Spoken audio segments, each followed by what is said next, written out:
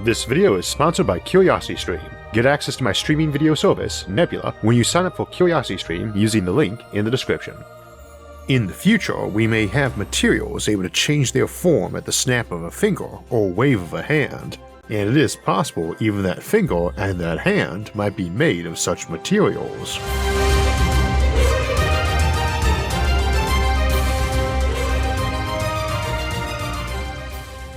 So today we'll be looking at the concept of smart matter and programmable matter, things able to assume many shapes or perhaps even complex machines and organic structures in moments. We will be looking at varying levels of this technology and what roles and uses it might have, and even if it might be the fate of a future humanity. Now, it is common to think of smart matter as more or less being nanobots, tiny machines that can do virtually any job, including self-replicating, or latching onto each other to form shapes. And so today we'll also be asking what, if anything, differentiates smart matter from nanobots. Probably the way the concept of smart matter got out into the public eye was with the 1991 blockbuster Terminator 2: Judgment Day, where Robert Patrick plays the T-1000, the time-traveling and shape-shifting evil robot made of liquid metal. This was a pretty vague thing in terms of function, as he could appear like any human, including clothes and equipment, but couldn't make complex machinery, which, while handy for plot and special effects, doesn't make a lot of sense. A gun should be easier to form than a passable semblance of human skin, for instance, as should the alchemical equipment for brewing up gunpowder, and we'll return to that later today. The franchise kept it vague, but revisited in the later film Terminator Genesis, where the notion of many tiny machines had replaced liquid metal itself, and that's one we'll focus on a lot for today, but the liquid metal notion definitely got this idea of smart or programmable matter into public awareness. At the same time, this is where we started seeing memory metal used in commercial applications, probably most memorably with eyeglass frames.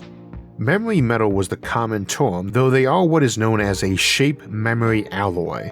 The two most common types are alloys of copper aluminum nickel and titanium nickel, and titanium was also very much a high-tech supermetal of the 1990s, so both lent themselves to marketing. A roughly 50-50 mix of nickel and titanium, for instance, creates an alloy with a shape memory effect, or SME, and generally comes in two types, one-way and two-way memory. One memory is where the material, often called a martensite, had a cold state, and when you bend it or deform it, so long as you don't take it above a critical point of stress or temperature, it will return to that cold state. Taken above that, it will often then cool to a new baseline shape that may be deformed and which it will snap back to now, a new cold state. This is your default material for eyeglass frames, for instance, allowing you to refit them by running them under hot water and lightly bending them, whereas the two-way has a cold shape and a hot shape and will bounce between the two when heat is applied, arguably more like a switch. Today's episode is not about shape memory alloy, beyond noting it as sort of the basic programmable matter, and the case of the two-way alloy would represent a switch based on temperature. Liquid crystals often meet this criteria, aligning into a nice geometrical order when a certain temperature or pressure is reached, or electric field is applied, and so on, frequently resulting in changes of other characteristics like the material's optical properties, and this is how your LCD screen works or liquid crystal displays. And these are all examples of programmable matter, which is loosely defined as matter which has the ability to change its physical characteristics in a programmable fashion based on some input or condition. Appropriately, the term was coined in 1991, the same year Terminator 2 came out, and back when the TV screens, films, and shows appeared on were as deep as they were wide, as LCDs were new things. As a quick shout out to my alma mater, Kent State, our physics and chemistry departments invented that technology, and while it wasn't my cup of tea, I slanted to nuclear and cosmology, it was what the largest number of my professors generally worked on. I'm hesitant to say liquid crystals are programmable matter themselves, but they would likely be a component of many types. Same for semiconductors, our go-to material for tiny little switches in electronics, which change their property based on the voltage applied to them, being basically on or off, or conductor or insulator, depending on the voltage. A bit down the road over at Carnegie Mellon, they were also working on the Claytronics project, which is one type of programmable matter, and introduced us to the notion of Claytronic Atoms, or catoms, tiny bits able to be assembled in changing shapes with their neighbors to form something. I rather like the catom term because the word atom is great for indivisible, the notion of the smallest object which could not be sliced further into subcomponents. That is obviously not true of the prematurely named atoms, which may be sliced into electrons, neutrons, protons, or even quarks, and a catom is divisible too, but would represent the smallest component of any programmable matter. Now, a catom isn't a specific type of atom, or even necessarily an atom or molecule at all. Indeed, it could be a large object like a big helium balloon, which is the context where I first encountered the term in the paper Ultralight Modular Robotic Building Blocks for the Rapid Deployment of Planetary Outposts. And here a catom is explicitly a modular robot, and while many are contemplated in that paper and others, many of which are from the early 1990s too, the basic notion might be a regular old helium balloon but with tough skin, some connector points around its surface, a few solar panels and batteries, and some electric fan for moving, plus some radio and computer components inside. Then they can all assemble themselves into various shapes, and indeed they could presumably even have shaded chunks still getting power from their neighbors up on the top layer. As a quick side note, powering a catom is one of the tricky parts, especially for small ones, and not one to dip into today. See our portable power episode for a list of possible options, but I would bet ultra tiny ones would either use very small RTGs or tiny microwave receivers and only operate near a wireless power transmitter. Going back to our balloon catom, now you've got some big floating raft in the sky you can put into any form you want. In a marine setting, this might be buoyant spheres. In space, it might be solar sails, and many other options too. We're just assuming the basic catom here seeks to have movement and station-keeping roles. That might be as an impenetrable shield forming around a person to ward off someone emptying a machine gun at them, or it might be a big floating raft of solar panels hovering in the sky made of meter-wide helium balloons with solar panel tops or just air-filled balloons sitting on water. For applications, this might be the replacement of an umbrella, rafts that floated over your head to keep off the rain or too much sun, or light the ground in front of you at night. Or it might be the emergency system hanging around a bridge or tall building to catch people or cars who fell off. A lot of times the usage is another concept we get from ancient Greece, the phalanx, which was very focused on the standardization and coordination of individual troops or groups of units into larger ones, and is where we see techniques like the shield wall getting explored. A lot of the strength of the phalanx formation, or its various cousins, is based on how well its members could maintain the formation and how quickly and accurately orders to shift shape or roll could be relayed. Much like getting power to catoms, relaying information between them quickly and accurately is another important problem to solve. It is here that we also need to note a probably inevitable weakness of smart matter too, which is outright material weakness. Most materials are getting their strength in the connection of every atom, and here you only have the connection strength of the catoms themselves, which would generally mean that while a big lattice of hexagonal carbon atoms, graphene, has a very high tensile strength, some parallel arrangement of individual catoms, connected with grapples or magnets or what have you, is probably nowhere near the binding strength that graphene would have, even if it were made from it. I mentioned earlier that it seems weird that the T-1000 from Terminator couldn't form guns, and we see a similar limitation with many shapeshifters in sci-fi like Odo from Star Trek Deep Space Nine, and his species, the xenophobic founders of the Dominion. They can make blades from their arms, but not cannons. However, one fair point is that catoms are not a good way to be making something like a gun or a kiln, because they won't have the same temperature and pressure tolerances some slab of regular matter is going to have. You don't use a ton of robots to make a gun barrel out of, or a metal refinery. You use them to build a gun or metal refinery out of dumb matter and then go build other stuff or operate those. We often envision tiny nanobots in sci-fi going into something or someone and disassembling it and rebuilding it into something else, like mining out an asteroid so that a spaceship grew from it, and indeed you might use a skin of nanobots on the surface of one to extrude a spaceship, but in practice they'd probably be forming only to create the machinery that was focused on that job, like a kiln or a dump truck or a drop hammer. They wouldn't be sitting around in that war themselves because it would probably damage them while they also did an inferior job. It's like asking a human to form a bucket shade to put out a fire. They can do it, but in the long term they will instead build a pump and hose. Another limitation on smart matter is more conceptual. We picture it as made of a single uniform catom, one standardized tiny object of which you have tons all working together, But regular atoms don't come in just one type, nor does the catom equivalent for humans and other life forms, the biological cell. Those self-replicate near perfectly, but there's no uniformity of them in all but the simplest of colony organisms, because specialization is so often helpful, and when even something the size of an insect might have 1 billion cells in it, and trillions for large animals, you still can have the advantage of standardization while having thousands or millions of individual types, each numbering thousands or millions themselves. Of course, uniformity does have its advantages. The largest organism on the planet is a single fungi, a honey mushroom, spread over an entire forest area, and it's probably thousands of years old too. Indeed, while trees often get viewed as the biggest and longest-lived organism, many colony organisms like that tree-killing honey mushroom live really long times. Now I'd imagine any mycologist would take exception to me calling fungi uniform, many are multicellular and with specialized cell types. Regardless, colony organisms tend to be a good reminder that you can get a lot done without diversity.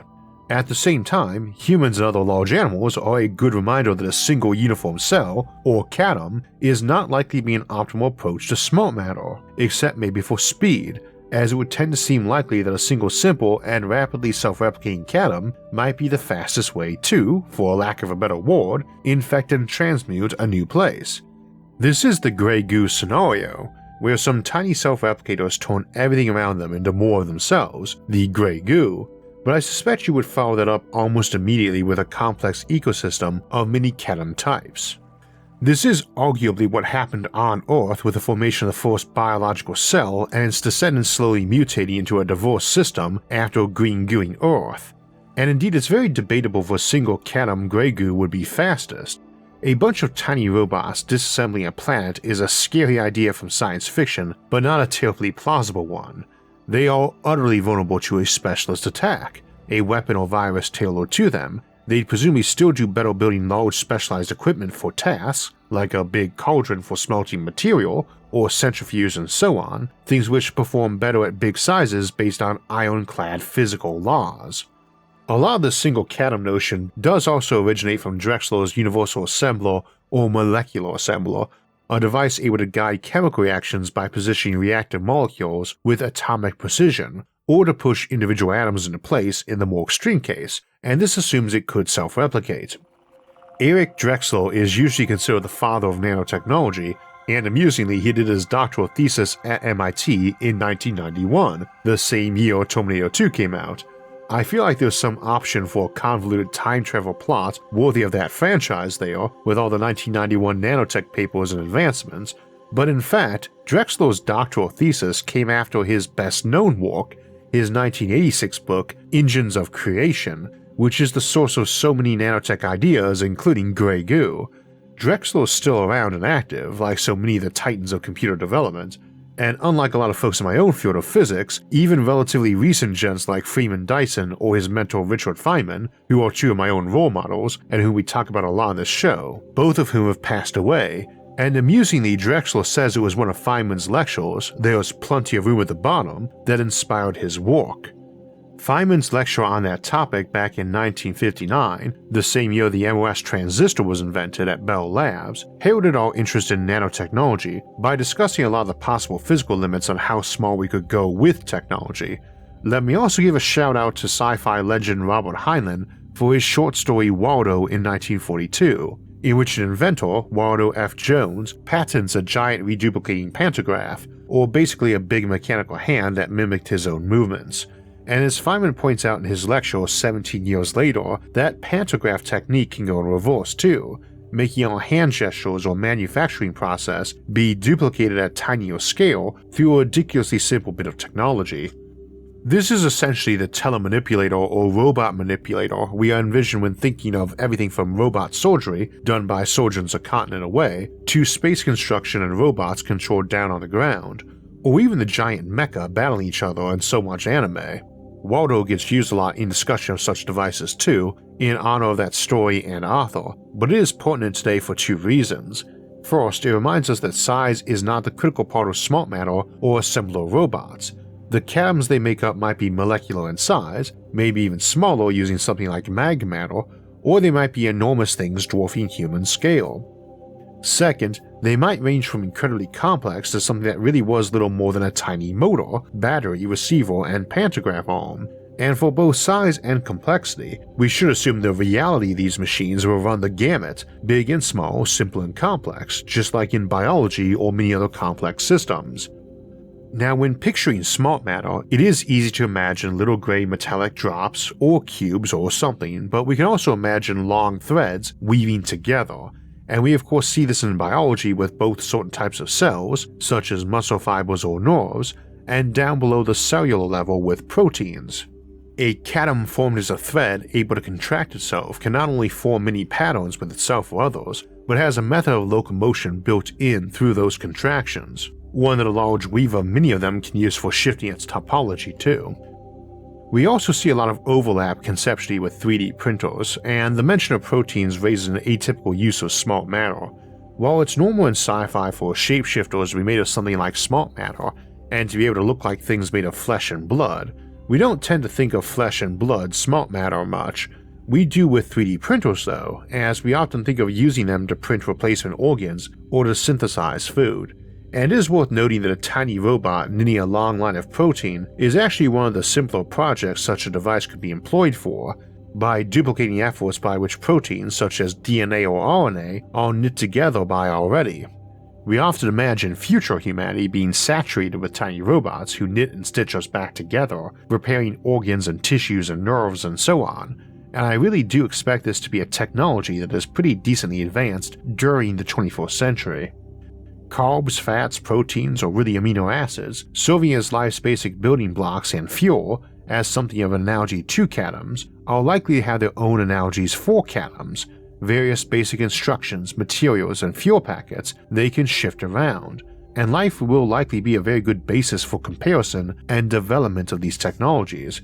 Indeed, amino acids as the true building block of life might not simply have some analogy in smart matter, like various packets of metals, alloys, and ceramics, but may be used in it too.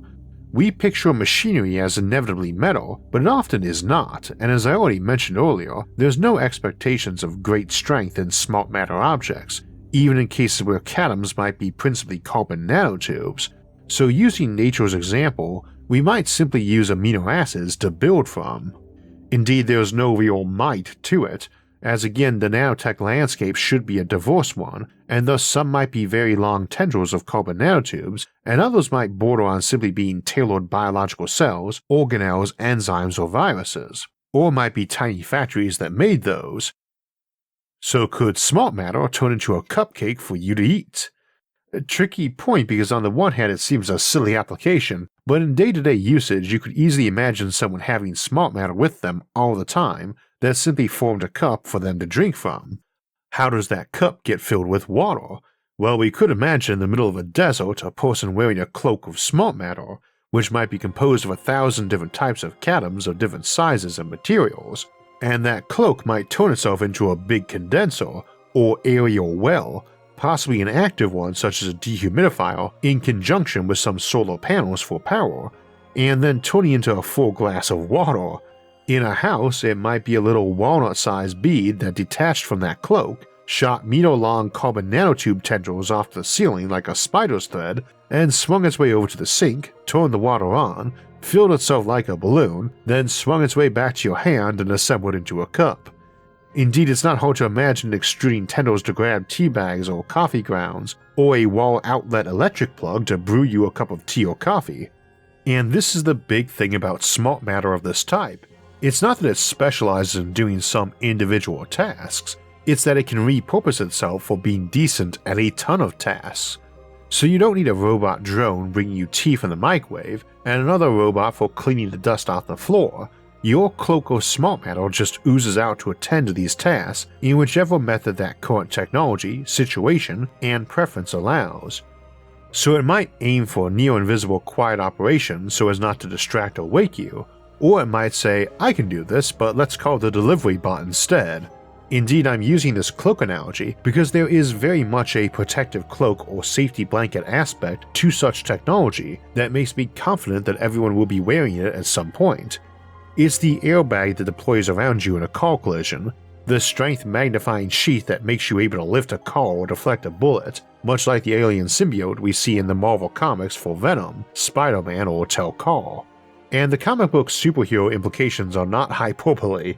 Imagine if your clothing really was some mix of various small atom types able to rapidly assemble. You could jump out of an airplane and glide down to the ground, or parachute, or hang glide around, or even litho brake at rather high speed with an airbag. There's no reason these little catoms might not include varieties that are photovoltaic, or able to engage in fairly quick chemistry either. So instead of dumping you out of an airplane, we could probably shove you out of an airlock on a spaceship, and it might form a spacesuit and power panel and solar sail to get you to some rock that it could leach air and raw materials out of, including either directly fabricating food or going through multi-step processes. How big of a chemistry lab does it need to grow sugars, carbs, proteins, and print them into food for you? Or to build a capsule in a freezer to stick you on ice while it builds a beacon and patiently waits for rescue? Or builds a spaceship to take you home? It might already pervade your cells so it can just repair them and recycle them in the absence of food, and the cloak or clothes might just be some exterior element of what amounts to a second skeleton or nervous system threaded throughout your whole body. Or your whole house or planet. A smart house might literally be one made from entirely smart matter, able to constantly reconfigure, though it might also include large elements, a skeleton centimeters across or meters long, to be its Lego blocks. Again, catoms need not be any specific size or complexity, and big and simple can do things that small and intricate cannot. They could be tiny too, aerosol-sized, what's implied in the concept of utility fog, a spray of catoms able to assemble into things and usually implied to be hard-shelled and hollow. But maybe the most important thing smart matter might assemble into is people themselves, because we are already essentially a complex weave of catoms, various cells, many not even of human DNA, working to be our body. Why bother with a cloak or suit of smart matter when you can simply be that smart matter? You might feel utterly human to the touch, warm, soft, smooth, little hairs and follicles and even blood, looking human on an x-ray, but really be made of some brew of catoms. This would seem physically possible and also offer us a person who was nigh immortal, and my hunch is this is a much more likely scenario for humanity entering a transhuman era than options like mind uploading to digital wards or cyborg bodies, because it allows the same gradualism that folks often seem to like with mind uploading. There the notion is that we could copy all of your neurons onto a machine for emulating, a digital copy, but your mind is still there, so we just made a copy of you, not a cut and paste transfer. Folks will often say that a slow replacement of neurons, as they failed, with robot equivalents would be a gradual approach that would seem more comfortable for maintaining identity, compared to a rapid transfer and copy of the brain to a computer in mere seconds. I occasionally mention that it should be just as easy for such technology to rebuild your actual normal or neurons too, replicating or repairing a damaged neuron rather than replacing it with an electronic, mechanical, or digital version. They should be able to maintain the flesh and blood you indefinitely, just with lots of little robots in and around you. And that's a very sturdy you too, probably with a copy of your brain available for activation or to repair grossly damaged neurons if someone sledgehammered your skull. And keep in mind, you already have trillions of inhuman nanomachines running through you. We just call them gut bacteria, mitochondria, or viruses.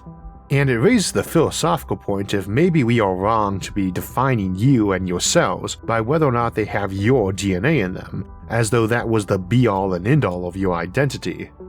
However, that gradualism approach makes me think this future is very likely, but for many would be a temporary place, as they slowly shifted more and more of themselves into being smart matter rather than simply being surrounded and impregnated by it.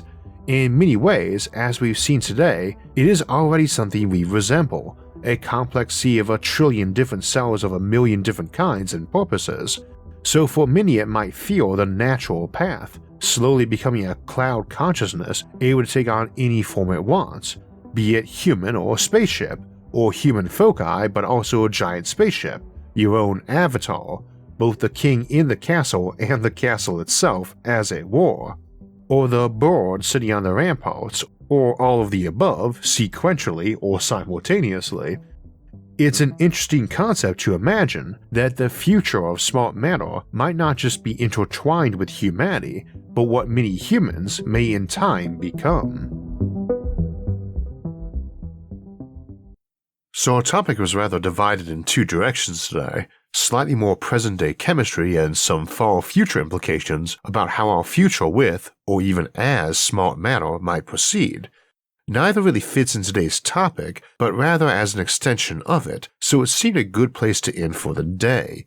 However, if you want to hear more on both topics, we will be having an extended edition to talk about that future as a cloud consciousness over our nebula, to discuss what that existence is like a bit more. And if you're interested in learning some more chemistry, CuriosityStream recently added a crash courses section, and one of those is on chemistry, and by the always informative Hank Green, many of you know from Crash Course and SciShow. CuriosityStream is full of amazing and entertaining educational content, but I'm always impressed by how many new and great shows and documentaries they add each month, and of wonderful quality. Now, as mentioned, we'll be having an extended edition over on Nebula to look a bit deeper at life as smart matter. And if you are interested in seeing that, or any of our other extended editions, you can try out Nebula anytime. Nebula is our streaming service created to give YouTube creators more flexibility and not be at the whim of YouTube's algorithms for our content, or any other platform.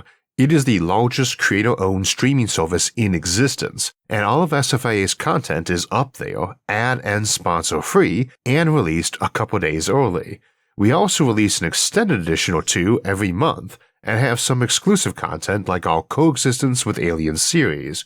It's a great way to help support some of your favorite channels while getting ad-free content.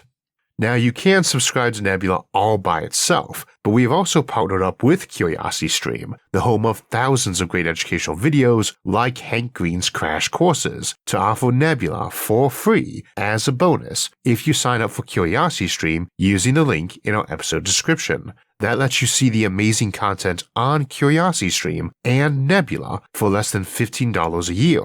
Just use the link in the episode's description. So that's going to wrap us up for March, but April is right around the corner, and we'll start the month off with examining the concept of self-growing space habitats and bases. After that, we have our Sci-Fi Sunday episode, Multi-Species Empires, followed by asking what would happen if Earth lost the Sun and became a rogue planet. Now, one reason that might happen is if we decide to use Earth as a big spaceship and send out to travel to other worlds and systems in the galaxy. But a topic we don't discuss as much is how we might travel around new worlds once we get to them, and we'll look at that on April 21st. Now, if you want alerts when those and other episodes come out, make sure to subscribe to the channel and hit the notifications bell. And if you enjoyed this episode, please hit the like button and share it with others, and leave a comment below. You can also join the conversation on any of our social media forums, find our audio-only versions of the show, or donate to support future episodes, and all those options and more are listed in links in the episode description. Until next time, thanks for watching and have a great week.